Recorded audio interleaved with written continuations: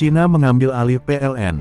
Bagaimana Darmawan Prasojo, Luhut Panjaitan, Jokowi berselingkuh dengan Cina, dan mengkhianati rakyat Indonesia.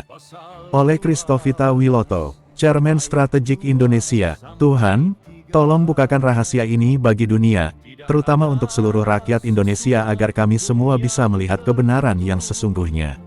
Ancaman nyata dari penguasa listrik kita. Saat ini, ada hal yang sangat mengkhawatirkan terjadi di tubuh PLN. Darmawan Prasojo, orang nomor 1 di PLN, dituduh telah melakukan banyak kesalahan besar sejak dia mulai berkuasa. Dia dianggap memberikan jalan bagi pihak asing, terutama dari negara Cina, untuk masuk dan menguasai sistem listrik kita. Sejak tahun 2014, kronologi kejahatan ini dimulai dengan kedekatan dia bersama kelompok tertentu untuk mencari keuntungan pribadi dan golongan. Dia diduga memasukkan anggota keluarganya sendiri ke dalam PLN agar bisa mengontrol uang negara. Ini adalah bentuk kerjasama yang buruk karena uang dari rakyat justru dipakai untuk kepentingan kelompok tertentu. Bagaimana Cina mengambil alih PLN? Kerjasama ini melibatkan tokoh-tokoh besar seperti Luhut Panjaitan dan Jokowi. Sejak 2014, mereka dituduh lebih mementingkan perusahaan asing daripada rakyat sendiri. Berikut adalah detail bagaimana hal itu terjadi. Sistem pencatatan hilang, sekarang tidak ada lagi petugas yang datang ke rumah untuk mencatat meteran listrik. Semuanya diganti dengan sistem dari perusahaan Cina. Data kita dicuri, perusahaan Cina ini diberikan akses penuh untuk melihat data pelanggan. Mereka tahu siapa kita, di mana kita tinggal, dan berapa banyak listrik yang kita gunakan. Rahasia militer terbongkar, ini yang paling berbahaya. Karena perusahaan Cina memegang sistemnya, mereka bisa tahu di mana lokasi kantor-kantor tentara militer kita dari Sabang sampai Merauke. Mereka tahu kekuatan militer kita hanya dengan melihat berapa banyak listrik yang digunakan. Ini adalah pengkhianatan besar bagi negara. Apa itu profiling dan mengapa rakyat harus takut? Profiling adalah cara pihak asing mengumpulkan informasi detail tentang kebiasaan hidup kita.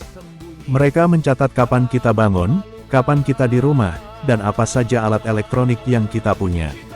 Data ini sangat penting bagi mereka karena bisa dijual atau digunakan untuk mengontrol rakyat Indonesia. Data ini bahkan diduga dijual ke jaringan penjahat internet, scammer, di Asia Tenggara yang sering menipu orang melalui telepon atau internet.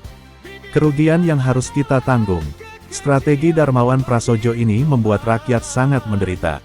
Harga token mahal, harga pulsa listrik terus naik, tapi jumlah listrik KWH yang didapat semakin sedikit. Setoran ke kelompok tertentu, selisih uang dari harga listrik yang mahal itu diduga dikirim sebagai setoran kepada kelompok penguasa di Solo untuk membiayai kepentingan politik mereka. Utang negara menumpuk, kerjasama dengan Cina dan Singapura ini hanya menambah beban utang yang harus dibayar oleh anak cucu kita nanti. Pesan kebenaran dari firman Tuhan. Mari kita renungkan pesan Tuhan tentang kejujuran dan keadilan. Keluaran pasal 20 ayat 15, jangan mencuri. Amsal pasal 11 ayat 1, neraca serong adalah kekejian bagi Tuhan, tetapi ia berkenan akan timbangan yang tepat.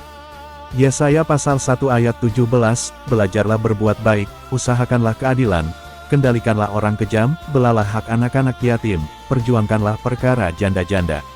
Efesus pasal 5 ayat 11, janganlah turut serta dalam perbuatan-perbuatan kegelapan yang tidak berbuahkan apa-apa, tetapi sebaliknya telanjangilah perbuatan-perbuatan itu.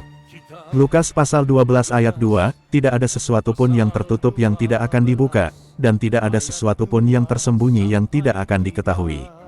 Doa Bapa kami yang di sorga, dikuduskanlah namamu, datanglah kerajaanmu, jadilah kehendakmu di bumi seperti di sorga. Berikanlah kami pada hari ini makanan kami yang secukupnya dan ampunilah kami akan kesalahan kami, seperti kami juga mengampuni orang yang bersalah kepada kami, dan janganlah membawa kami ke dalam pencobaan, tetapi lepaskanlah kami daripada yang jahat. Karena Engkaulah yang mempunyai kerajaan dan kuasa dan kemuliaan sampai selama-lamanya. Amin. Saya kini akan mengabarkan dan menganalisa, bagaimana Tuhan Yesus Kristus membersihkan Indonesia, membuka anak-anak muda Indonesia menjadi berkat bagi rakyat Indonesia. Walaupun dengan atau tanpa Anda. Bersyukurlah jika Tuhan Yesus Kristus melibatkan Anda dalam pekerjaannya. Lakukanlah dengan sepenuh hatimu, karena itu adalah kehormatan. Sudah saatnya kebenaran ditegakkan dan pihak berwenang mengusut tuntas kinerja buruk di PLN ini demi keselamatan seluruh bangsa Indonesia.